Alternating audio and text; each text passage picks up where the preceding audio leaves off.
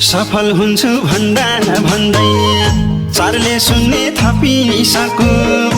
उमेर पनि सकिसको बाटो बिराको